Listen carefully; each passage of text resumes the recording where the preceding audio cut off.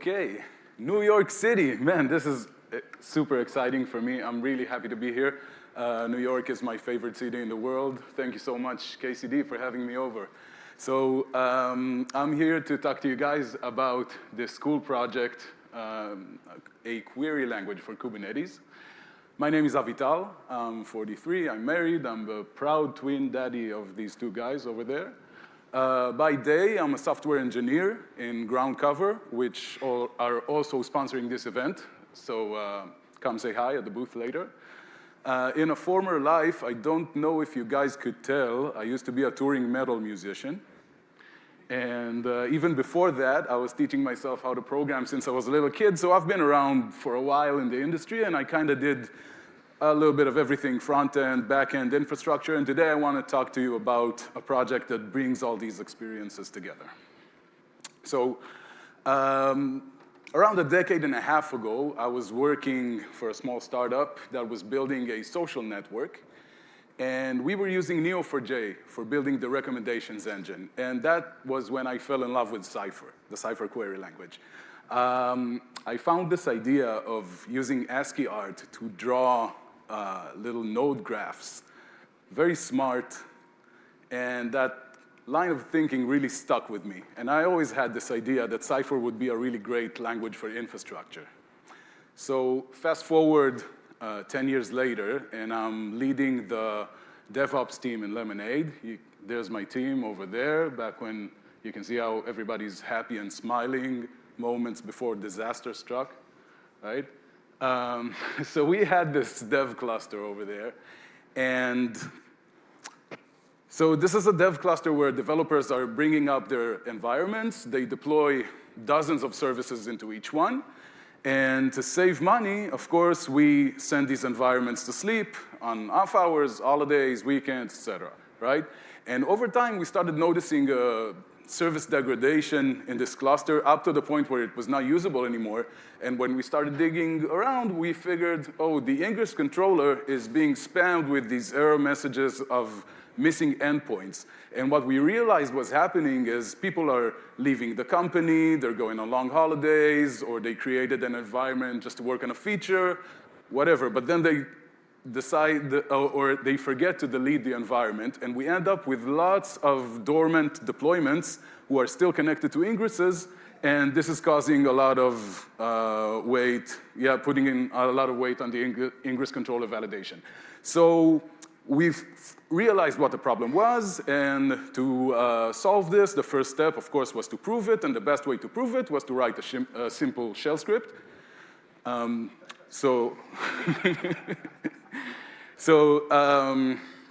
This isn't actually that shell script that we used. I don't have access to Lemonade source control anymore.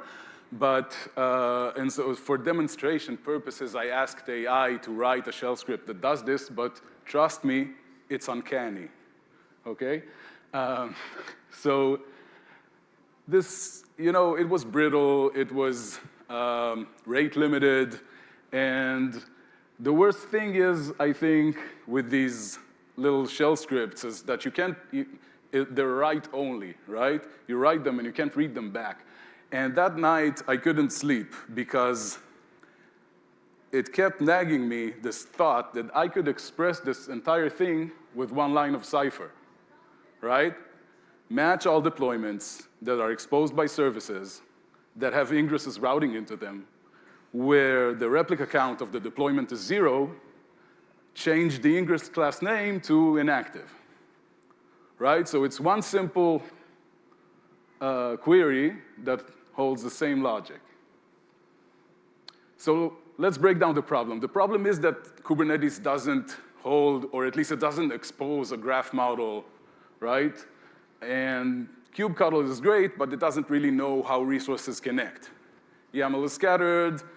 It's hard to trace ownership between stuff. And so the idea is to query Kubernetes as a graph, ask these complex questions with a very simple syntax that allows you to express these graph traversals in a natural way. So match pods that are connected, that are owned by replica sets, that are owned by deployments where the status of the pod is whatever, and return the deployment's name, right? So what is Cyphernetes? Cyphernetes is a lightweight graph engine that runs fully client-side, no CRDs, no agents. It works with your kube config out of the box. This is how the web UI looks. Currently, there are 3 programs that support Cyphernetes. They're all included in the Cyphernetes CLI. There's an interactive shell environment, which you can use in your terminal. There's this web UI, and there's a mini operator framework that lets you spin up tiny Kubernetes controllers on the fly just by specifying a continuous query to run whenever a resource changes. So here you can see we're matching all pods that are exposed by services and the deployments that select these services. And we're crafting a custom payload that returns only the phase of the pod, the replica count from the deployment, the cluster IP of the service, so only the data that we're interested in. How does this happen? When you're querying the cluster, Cyphernetes builds this graph model quickly in memory.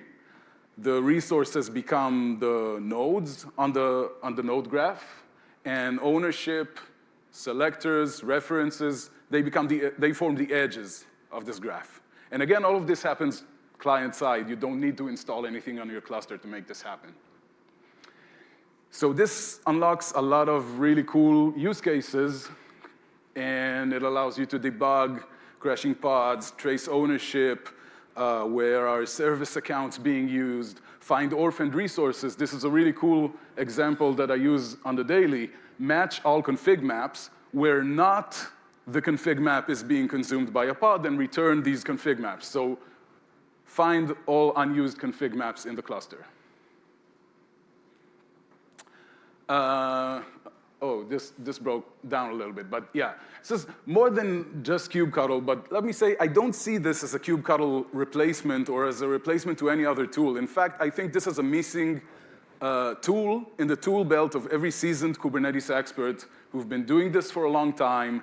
They know the anatomy of the resources, they're working on complex problems, and they're missing this language to express these ideas in a very simple way that has the nice side effect where you're actually even able to read them back after you wrote them, right?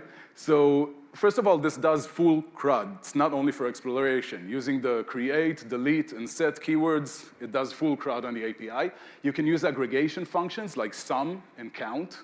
Temporal expressions like select all pods where the creation timestamp is older than now minus 1 week, for example. And you can do resource discovery when you don't specify the kind of a node that's been connected to. So match pods that connect to X. And I don't specify what kind X is. So let's look at what this does. Here I'm selecting a pod called users service something something that connects to X. And I ask it to return the phase of the pod and the kind of X. And you can see that it discovered the node, the replica set, the service account, and a config map that's being used by this pod. So we're actually able to discover resources and connections between stuff. So, again, this is breaking up. The grand vision for this. Like I said, these programs that I wrote, the shell, the web UI, the operator framework, I see them more as examples to show that this language has merit, right? But the future, as I see it, is that this language can be used for more than just my own programs and the programs I wrote. Cyphernetes right now has a single backend provider which connects to the Kubernetes API.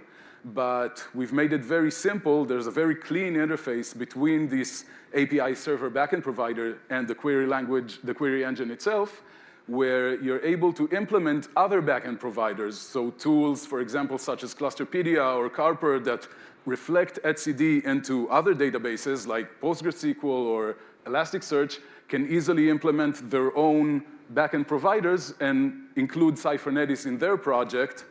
And so they're not tied in to anything except the language engine itself. how to use this, brew install, go install, visit our website, give us a star on GitHub. And yeah, I'm right here outside near the ground cover booth. Come say hi, grab a t-shirt. I have t-shirts, I have stickers.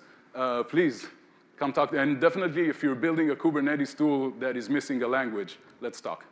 Thank you.